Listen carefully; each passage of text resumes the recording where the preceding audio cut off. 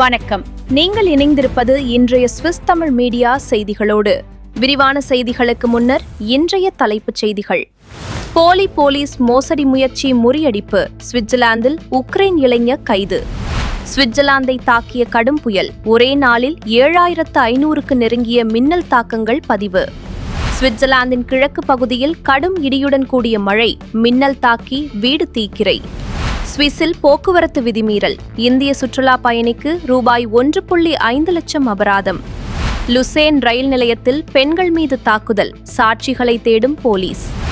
துர்காவ் கண்டோனில் கத்திக்குத்து சம்பவம். ஒருவர் உயிரிழப்பு. சுவிஸ் சந்தையில் எரிபொருள் மற்றும் ஆன்லைன் விற்பனை அதிகரிப்பு தொடர்பான விரிவான செய்திகள்.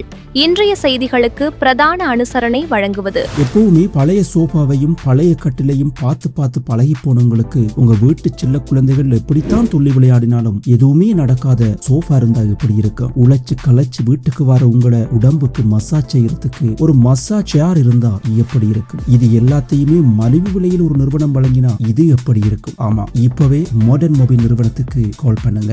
மலிவு விலையில் உங்கள் வீட்டுக்கு தேவையானவற்றை அள்ளி செல்லுங்க.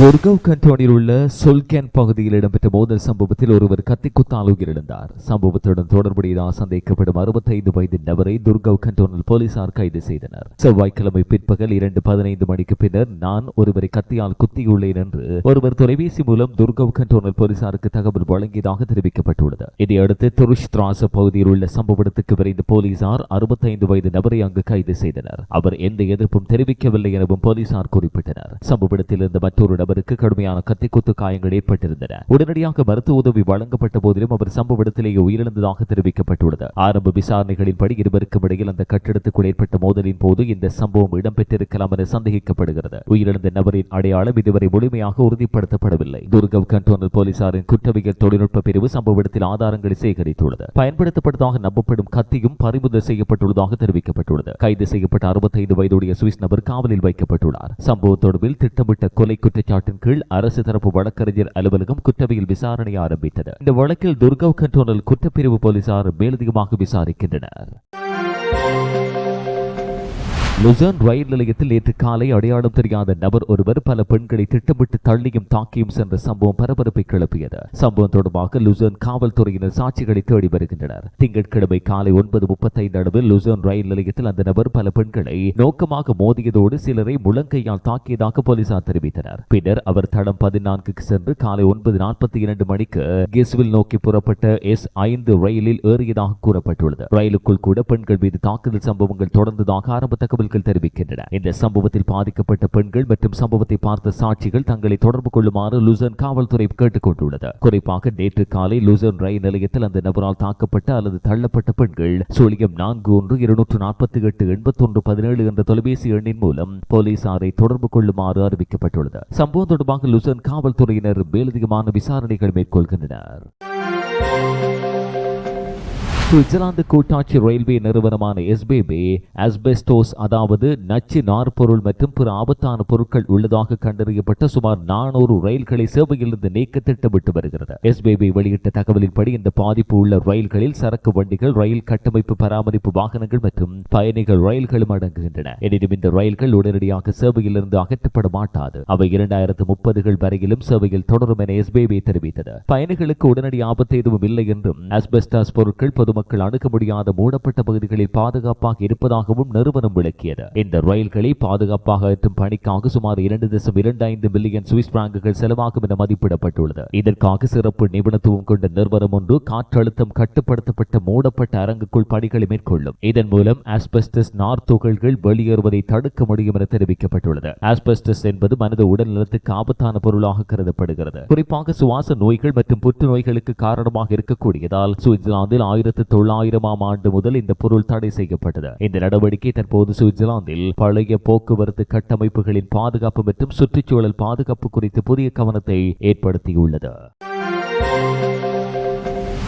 சுவிட்சர்லாந்தில் புலம்பெயர்தலை கட்டுப்படுத்தும் நோக்கில் முன்வைக்கப்பட்டுள்ள No to 10 மில்லியன் சுவிட்சர்லாந்து பிரேரணை நிறைவேற்றப்படின் அது நாட்டின் பாதுகாப்பு அமைப்புகளுக்கு கடுமையான பாதிப்பை ஏற்படுத்தக்கூடும் என சுவிஸ் போலீஸ் துறை தலைவர்கள் எச்சரித்துள்ளனர். சுவிஸ் மக்கள் கட்சி முன்வைத்துள்ள இந்த பிரேரணையின் முக்கிய நோக்கம் சுவிட்சர்லாந்தின் மக்கள் தொகை 10 மில்லியனை தாண்டாமல் தடுப்பதாகும். குறிப்பாக புலம்பெயர்ந்தோரின் வருகையை கட்டுப்படுத்துவதன் மூலம் மக்கள் தொகை உயர்வை குறைக்க வேண்டும் என அந்த கட்சி வலியுறுத்துகிறது. இந்த விவகாரம் தொடர்பான மக்கள் வாக்கெடுப்பு எதிர்வரும் ஜூன் 14ஆம் தேதி இடம்பெறவுள்ளது. இதனால் அரசியல் மற்றும் பாதுகாப்பு வட்டாரங்களில் தீவிர விவாதங்கள் உருவாக்கியுள்ளன. இந்த பிரேரணை அங்கீகரிக்கப்பட்டால் சுவிட்சர்லாந்தின் ஐரோப்பிய ஒன்றியத்துடனான பாதுகாப்பு ஒத்துழைப்புகள் பாதிக்கப்படலாம் என போலீஸ் அதிகாரிகள் எச்சரித்துள்ளனர். குறிப்பாக தற்போது சுவிட்சர்லாந்து பயன்படுத்தி வரும் ஐரோப்பிய போலீஸ் தரவு தளங்களுக்கான அணுகல் முடிவுக்கு வரக்கூடும் என அவர்கள் சுட்டிக்காட்டியுள்ளனர். அவ்வாறு நடந்தால் சர்வதேச குற்ற செயல்கள், பயங்கரவாதம் மற்றும் மனித கடத்தல் போன்ற பிரச்சினைகளுக்கு எதிராக சுவிட்சர்லாந்து மேற்கொள்ளும் நடவடிக்கைகள் பலவீனமடையக்கூடும் என பாதுகாப்பு நிபுணர்கள் கவலை வெளியிட்டனர். சுவிட்சர்லாந்து ஐரோப்பாவுக்குள் தனிமைப்படுத்தப்பட்ட ஒரு தீவு போல மாறக்கூடும். இதனால் ஒழுங்கமைக்கப்பட்ட குற்ற குழுக்களுக்கு சாதகமான சூழல் உருவாகும் அபாயம் உள்ளது என போலீஸ் துறை தலைவர்கள் எச்சரித்தனர். இந்த விவகாரம் தற்போது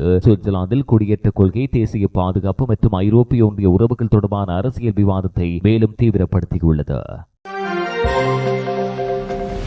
இந்திய இளம்பெண்ணுக்கு சுவிட்சர்லாந்தில் நடந்த போக்குவரத்து விதி மீறலுக்கென சுமார் 1.5 லட்சம் ரூபாய் அபராத நோட்டீஸ் வந்த சம்பவம் சமூக ஊடகங்களில் கவனம் பெற்றுள்ளது. போயன் சாப்டி என்ற பெயரில் சமூக ஊடகத்தில் பதிவிட்டுள்ள அந்த இளம்பெண் சுமார் ஒரு ஆண்டுக்கு முன்பு சுவிட்சர்லாந்துக்கு சுற்றுலா சென்றதாக தெரிவித்தார். அந்த பயணத்தின் போது போக்குவரத்து விதிமீறல் இடம்பெற்றதாக கூறி தற்போது அவருக்கு அபராத நோட்டீஸ் அனுப்பப்பட்டுள்ளது. அந்த அபராத தொகை இந்திய மதிப்பில் சுமார் 1.5 லட்சம் ரூபாயாக இருப்பதாக அவர் குறிப்பிட்டுள்ளார். மேலும் என்னை போல வேறு யாராவது இப்படியான அனுபவத்தை சந்தித்துள்ளீர்களா என்றும் கேள்வி எழுப்பியுள்ளார். இதற்கு பதிலளித்த பலர் சுவிட்சர்லாந்து மாத்திரமல்லாது ஜெர்மனி, இத்தாலி உள்ளிட்ட பல ஐரோப்பிய நாடுகளிலும் சுற்றுலா பயணிகளுக்கு பின்னர் அபராத நோட்டீஸ்கள் அனுப்பப்படுவது சாதாரணமான விடயம் தான் என தெரிவித்துள்ளனர். ஜெர்மனிக்கு சென்றிருந்த ஒருவர் நாடு திரும்பிய சில மாதங்களுக்கு பிறகு தனக்கு இதே போன்ற அபராத அறிவிப்பு வந்ததாக கூறினார். மற்றொருவர் இத்தாலி பயணத்துக்கு பிறகு சுமார் 15,000 ரூபாய் அபராதம் செலுத்துமாறு நோட்டீஸ் கிடைத்ததாக தெரிவித்துள்ளார். ஆனால் 1.5 லட்சம் ரூபாய் அபராதம் என்பது மிகவும் அதிகமான தொகை என பலரும் கருத்து வெளியிட்டனர். அபராதத்தை குறைக்கவோ அல்லது ரத்து செய்ய முடியுமா என்று அந்த இளம்பெண் கேட்டபோது சுவிட்சர்லாந்து போக்குவரத்து விதிமுறைகளில் மிகவும் கடுமையான நாடாகும். அபராதத்தை புறக்கணித்தால் தொகை மேலும் அதிகரிக்கலாம் என சிலர் எச்சரித்துள்ளனர். மேலும் முழு தொகையையும் ஒரே தடவையில் செலுத்த முடியாவிட்டால் தவணை முறையில் கட்ட அனுமதி கோரலாம் என்றும் சிலர் ஆலோசனை வழங்கியுள்ளனர்.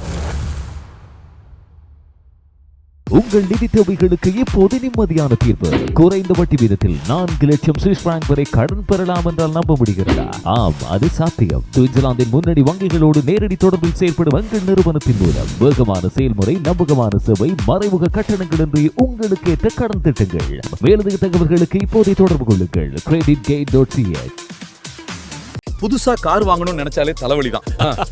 இன்சூரன்ஸ், லீசிங், பேப்பர் ஒர்க் எல்லாத்துக்கும் அலையறத நினைச்சா வெறுப்பா வருது. இப்படி எதுக்குமே நீங்க அலைய தேவையில்ல. கார் வாங்குறது தொடர்பா எல்லா வேலைகளையும் நாங்களே பண்ணி உங்க வீடுகளுக்கே டெலிவரியும் பண்றோம். இப்போவே ஸ்கை ஆட்டோ ஆகிய நிறுவனத்தை அழைங்க.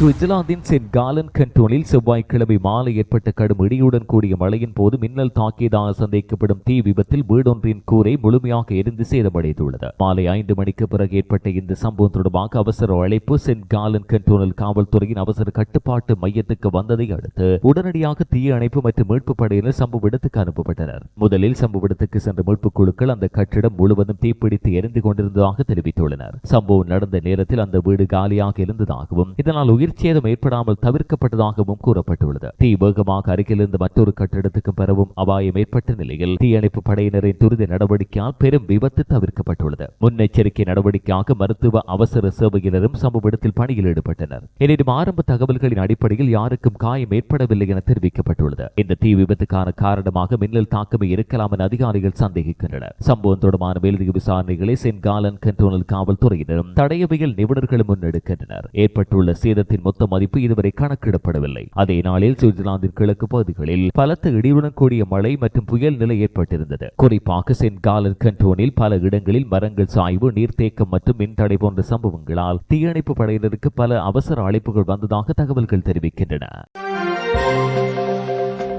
சுவிட்சர்லாந்தில் சில்லறை வர்த்தக துறையில் அண்மை காலத்தில் மிதமான வளர்ச்சி பதிவாகியுள்ளது. குறிப்பாக எரிபொருள் விற்பனை குறிப்பிடத்தக்க அளவில் அதிகரித்துள்ளதாக சுவிட்சர்லாந்து மத்திய புள்ளி விவர அலுவலகம் வெளியிட்டுள்ள தகவல்கள் தெரிவிக்கின்றன. அந்த அறிக்கையின்படி எரிபொருள் விற்பனை கடந்த ஆண்டோடு ஒப்பிடுகையில் 6% அதிகரித்துள்ளது. அதேவேளை உணவு அல்லாத பொருட்கள் விற்பனை துறையும் 1.5% வளர்ச்சியை பதிவு செய்தது. வீட்டு உபயோகப் பொருட்கள் மற்றும் இணையம் அல்லது அஞ்சல் மூலமான பொருட்கள் வாங்குதல் அதிகரித்திருப்பது இந்த வளர்ச்சிக்கு முக்கிய காரணமாகும். ஆன்லைன் விற்பனைக்கு மக்கள் அதிக முக்கியத்துவம் அளித்து வருவது மீண்டும் உறுதிப்படுத்தப்பட்டுள்ளதாக பொருளாதார நிபுணர்கள் தெரிவிக்கின்றனர். மாறாக உணவுப் பொருட்கள், பானங்கள் மற்றும் புகையிலை பொருட்கள் விற்பனை மிக குறைந்த அளவிலேயே உயர்ந்துள்ளது. இந்த பிரிவில் வரும் 0.1% உயர்வை பதிவாகியுள்ளதால் அது கடந்த ஆண்டின் நிலையைப் போலவே தொடர்கிறது என கூறப்பட்டுள்ளது. விற்பனை நாட்கள் மற்றும் விடுமுறை தினங்களின் தாக்கத்தை கணக்கில் கொள்ளாமல் ஆய்வு செய்யப்பட்ட போது சில்லறை வர்த்தக வளர்ச்சி சற்றே மிதமானதாக இருந்தது. பெட்ரோல் நிலையங்களை தவிர்த்து கணக்கிடப்பட்ட சில்லறை வர்த்தக வருவாய் 0.2% உயர்ந்துள்ளது. அதே சமயம் விலை மாற்றங்களை சரி செய்த பிறகு உண்மையான வளர்ச்சி 1.4% ஆகும். சுவிட்சர்லாந்து மத்திய புள்ளி விவர அலுவலகமான BFS இந்த சில்லறை வர்த்தக புள்ளி விவரங்களை நாடு முழுவதும் உள்ள சுமார் 3000 நிறுவனங்களை அடிப்படையாக கொண்டு தயாரிக்கிறது. மாதாந்திர அடிப்படையில் மேற்கொள்ளப்படும் இந்த ஆய்வில் சிறிய நிறுவனங்களிடமிருந்து ஒவ்வொரு காலாண்டிலும் விற்பனை தகவல்கள் சேகரிக்கப்படுகின்றமை குறிப்பிடத்தக்கது.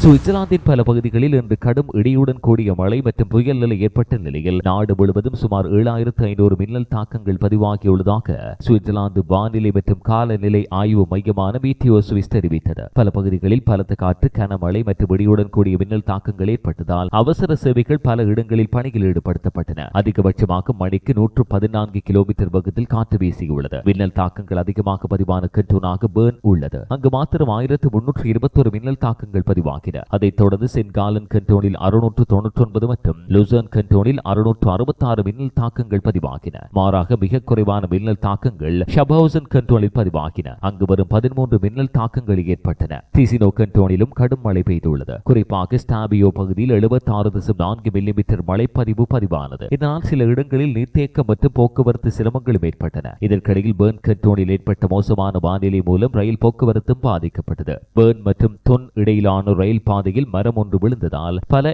பஹன் ரயில் சேவைகள் ரத்து செய்யப்பட்டதாக தாமதங்களும் ஏற்பட்டன. சுவிட்சர்லாந்தின் கிழக்கு மற்றும் மத்திய பகுதிகளில் மேலும் இடியுடன் கூடிய மழை தொடரக்கூடும் என வானிலை அதிகாரிகள் எச்சரித்தனர். மக்கள் தேவையற்ற வெளிப்புற பயணங்களை தவிர்க்கவும் வானிலை எச்சரிக்கைகளை கவனமாக பின்பற்றவும் அறிவுறுத்தப்பட்டுள்ளது.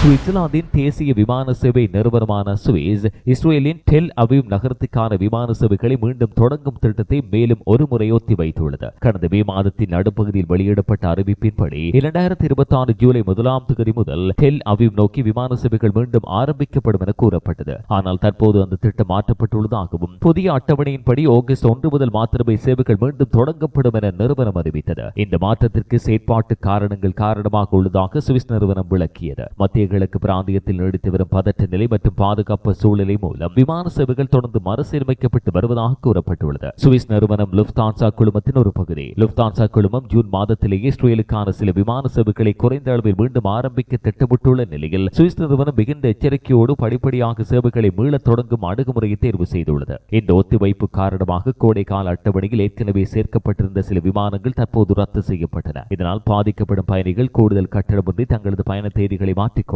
அல்லது முழுமையான பணத்தை திரும்ப பெறலாம் என நிறுவனம் விளக்கியது. சுவிட்சர்லாந்து மற்றும் இஸ்ரேல் அதிகாரிகளுடனும் லுஃப்தான்சா குழும பங்குதாரர்களுடனும் தொடர்ந்து தகவல் பரிமாற்றம் மேற்கொள்ளப்பட்டு வருவதாக சுவிஸ் நிறுவனம் கூறியுள்ளது. மத்திய கிழக்கு நிலைமையின் மாற்றங்களை மிகுந்த கவனத்தோடு கண்காணித்து வருவதாகவும் நிறுவனம் குறிப்பிட்டது. இந்த ஆண்டின் தொடக்கத்தில் இருந்தே மத்திய கிழக்கு பகுதியில் நிலவி வரும் அரசியல் மற்றும் பாதுகாப்பு பதட்டம் மூலம் பல முறை விமான சேவைகள் தாமதிக்கப்பட்டும் மாற்றப்பட்டும் வருகின்றன. பாதுகாப்பு சூழ்நிலை சீராக இருந்தால் ஆகஸ்ட் மாதத்தில் நிலையான முறையில் சேவைகளை மீண்டும் ஆரம்பிக்க முடியும் என்ற நம்பிக்கையை சுவிஸ் நிறுவனம் வெளியிட்டது. சுவிட்சர்லாந்தின் ஆர்கவ் கண்டோனில் இடம்பெறவிருந்த தொலைபேசி மோசடி முயற்சியை போலீசார் துரிதமாக தடுத்து நிறுத்தினர். இந்த சம்பவத்தில் தொடர்புடைய சந்தேகப்படும் 21 வயதான யுக்ரைன் இளைஞர் ஒருவர் கைதானார். ஆர்கவ் கண்டோனின் சூர் பகுதியில் வசிக்கும் வயதான ஒருவரை இலக்காக வைத்து போலீஸ் அதிகாரி என்ற மோசடி முறையில் பணத்தை பெற்றுக் கொள்ள முயற்சி செய்யப்பட்டதாக அதிகாரிகள் தெரிவித்தனர். கடந்த ஜூன் 1ஆம் தேதி திங்கட்கிழமை அந்த முதியவருக்கு தொலைபேசி மூலம் தொடர்பு கொண்ட மோசடிக்காரர்கள் அதிகளவு பணத்தை வங்கியிலிருந்து எடுத்துக்கொண்டு பின்னர் ஒரு போலீஸ் அதிகாரியிடம் ஒப்படைக்குமாறு கூறினர். இந்த நிலைமை சந்தேகம் அதிகமாக இருந்ததால் அந்த முதியவரின் குடும்பத்தினர் உடனடியாக அவசர போலீஸ் உதவி எண்ணுக்கு தகவல் வழங்கினர். இதையடுத்து சுரேட் பிராந்திய போலீசாரும் ஆர்கவ் கண்டோனல் போலீசாரும் உடனடியாக சம்பவ இடத்துக்கு விரைந்தனர். சம்பவத்தில் தொடர்புடையதாக நம்பப்படும் ஒருவருக்கு தப்பிச் செல்ல முடிந்த போதிலும் அங்கு சந்தேகத்துக்கிடமாக தொலைபேசியில் பேசிக் கொண்டிருந்த ஒருவரை போலீசார் அடையாளம் கண்டு தடுத்து நிறுத்தினர். பின்னர் அவர் 21 வயதான யுக்ரைன் நாட்டவராக இருப்பது தெரிய வந்தது. அவரை அவசர சந்தேகத்தின் பேரில் போலீசார் தற்காலிகமாக கைது செய்தனர். லென்ஸ்பூர்க் ஆரோவ் அரசு தரப்பு வழக்கறிஞர் அலுவலகம் இது தொடர்பாக விசாரணை ஆரம்பித்தது. கைது செய்யப்பட்ட நபர் இந்த மோசடி வலையமைப்போடு எவ்வாறு தொடர்புடையவர் என்பதை கண்டறிய மேலதிகமாக விசாரிக்கப்படுகிறது.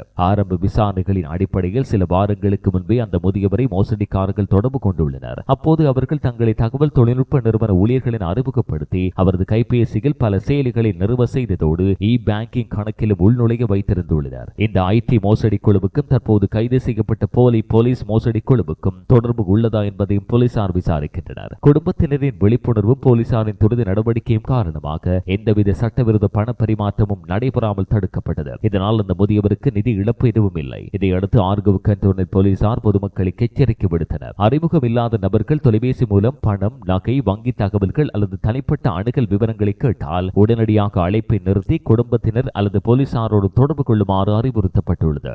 இந்தளவோடு சுவிஸ் தமிழ் டிவி இன்றைய பிரதான செய்திகள் நிறைவுக்கு வருகின்றன. இதுபோன்ற மேலதிக செய்திகளை பார்வையிட எங்களுடைய பிரதான இணையதளமான சுவிஸ் தமிழ் மீடியா.com நாடுங்கள். வணக்கம்.